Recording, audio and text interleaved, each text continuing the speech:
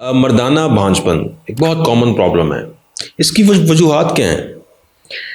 वजूहात तो बहुत सारी हैं। अगर हम कुछ फैक्टर्स देखें जिसके अंदर कोई मेडिकल डिसऑर्डर्स हैं, अगर फॉर एग्जांपल उसको पहले से ही डायबिटीज़ का मसला है, ब्लड प्रेशर का मसला है, वो कोई दवाइयों पे है बहुत अरसे से, जिसके अंदर एंटी डिप्रेसेंट्स हैं, एंटी साइकोटिक्स हैं, कोई स्लीपिंग पिल्स पे है अपनी एनजाइटी की वजह से, या कुछ अभी लड़कों में स्ट्रेस आता है बाद में है लेकिन वो सबसे पहले स्लीपिंग पिल्स का सहारा लेते हैं, ठीक है, उसके ऊपर, या कोई ऐसी ड्रग्स ले रहे हैं, स्मोकिंग का करना, अल्कोहल यूज़ करना, रिक्रिएशनल ड्रग्स हो गई, वो वाली सारी चीज़ों का यूज़ करना, ये बहुत सारे फैक्टर्स हैं जो कि इफ़ेक्ट कर सकते हैं। इसके अलावा कोई इन्फेक्शन है, इन्फ्लेमेशन है बॉडी में, वो चीज़ें आपको इफ़ेक्ट कर सकती हैं। और वक्ती तौर के लिए अगर आपको कोई स्ट्रेस, एंजाइटी, डिप्रेशन है, ये चीज़ें भी काउंटेबल हैं, जिसको हम मेंटल हेल्थ को क्योंकि तवज्जो नहीं देते, हम इसको समझते नहीं हैं कि इसके क्या असरात हो सकते हैं, और इसकी वजह से क्या होता है कि परफॉर्मेंस एंजाइटी हो जाती है, स्टेमिना कम हो जाता है मेल्स का। आपने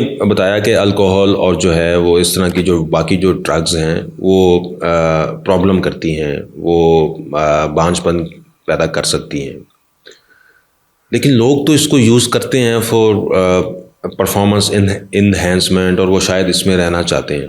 तो इसके नेगेटिव इफ़ेक्ट्स क्या हैं?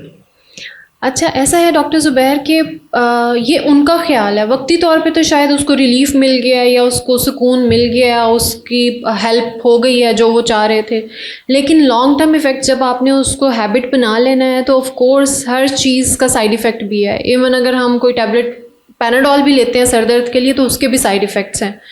तो जब आप लॉन्ग टर्म में एक चीज़ को आदत बना लेंगे तो ऑफ कोर्स वो शट डाउन कर रही है आपके सारे सिस्टम्स को, आपकी एक्टिविटीज़ को स्लो डाउन कर रही है। जब आपका दिमाग भी स्लो हो रहा है, उसकी एक्टिविटी कम हो रही है, आपका स्ट्रेस दूर हो रहा है, तो ऑफ कोर्स वो आपके ऑर्गन्स को भी इफ़ेक्ट कर रही है। तो ये चीज़ हम समझने से कासिर हैं और हम समझना नहीं चाहते, एक्सेप्टेंस नहीं है। और क्योंकि लोगों का ख्याल होता है सिगरेट तो वो भी बड़े पीता है, उसके तो इतने बच्चे हैं, एल्कोहल वो लेता है उसके इतने बच्चे हैं। There is a certain percentage of patients that can be affected, ठीक है, हर किसी में इफेक्ट हो रहा है, किसी में बहुत आगे जाके होगा, क्योंकि बहुत सारे अदर फैक्टर्स होते हैं जिसको हम इग्नोर करते हैं। अब एक बंदा अल्कोहल ले रहा है, बाकी सारी चीज़ फैक्टर्स उसके परफेक्ट हैं, उसको कोई साथ में मेडिकल डिसऑर्डर नहीं है, उसकी अपनी हेल्थ अच्छी है, वो डाइट का बहुत अच्छा ख्याल रखता है, वो फिज़िकल एक्टिविटी भी करता है, तो उसको शायद थोड़ा आगे जाके, और वो minimal amount on end of occasionally ले रहा है। एक बंदा बहुत ज़्यादा ले रहा है, ठीक है, और उसको ऑफ कोर्स वो उसके लिवर पे भी इफ़ेक्ट करेगी, उसके बाकी ऑर्गन्स को भी इफ़ेक्ट करेगी।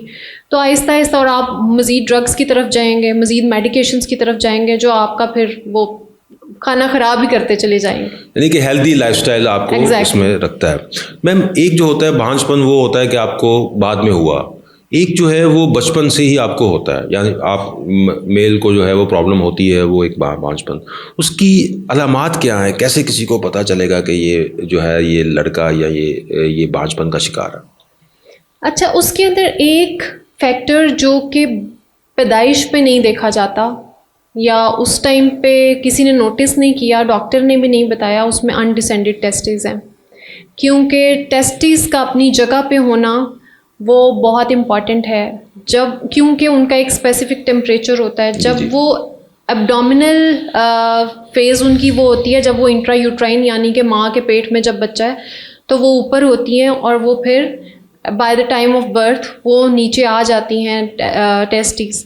लेकिन अगर वो अनडिसेंडेड रह जाएं तो क्योंकि वो प्रॉपर उस टेम्परेचर में नहीं रह पाती और वो वहाँ पे डेड हो सकती हैं, मींस उनका फंक्शन ख़त्म हो जाएगा।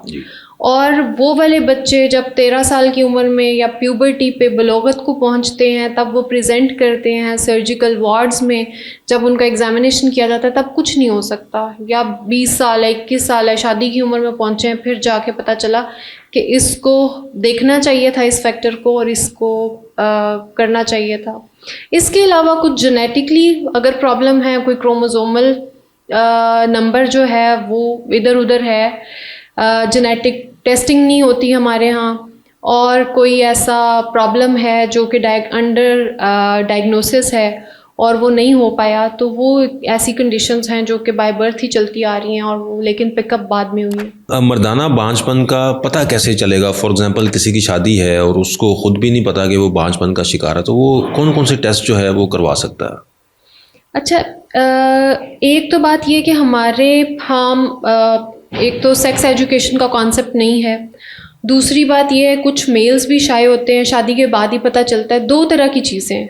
एक अलामात वो हैं जो फिज़िकली पता चलेंगी। For example, male is not able to do intercourse, वो इस काबिल नहीं है कि वो मिलाप कर सके, ठीक है, उसके इरेक्शंस मेंटेन नहीं हो सकती या इरेक्टाइल डिसफंक्शन है, और समहाउ शायद उसको पता भी था या घर वालों को पता था, उन्होंने डिस्क्लोज़ नहीं किया क्योंकि हम फिर लेबल लगा देते हैं, टैग कर देते हैं, लोग बताना नहीं चाहते प्रॉब्लम को। सेकेंडली, एक तो ये अलामत हो गई। सेकेंडली, जब एक तो वो अगर वैसे ठीक है फिज़िकली, वो इंटरकोर्स करने में उसको कोई मसला नहीं है, लेकिन 1 साल तक प्रेगनेंसी नहीं हुई, उन्होंने अपना वर्कअप कराना शुरू किया, और जब हस्बैंड का टेस्ट कराया गया, सीमन एनालिसिस जिसको मर्द के पानी का टेस्ट बोलते हैं, उसमें जब फैक्टर्स देखते हैं हम, जिसके अंदर स्पर्म काउंट चेक करते हैं, उनकी मोटिलिटी चेक करते हैं, मॉर्फोलॉजी चेक करते हैं, और ये सारे फैक्टर्स जब चेक किए गए तो वहाँ पे कोई प्रॉब्लम आ गया, तो ये अलामत उसको ज़ाहिर करती है कि ये मर्दाना बांझपन है और इसका अब इलाज करना चाहिए। बहुत शुक्रिया मैम, थैंक यू।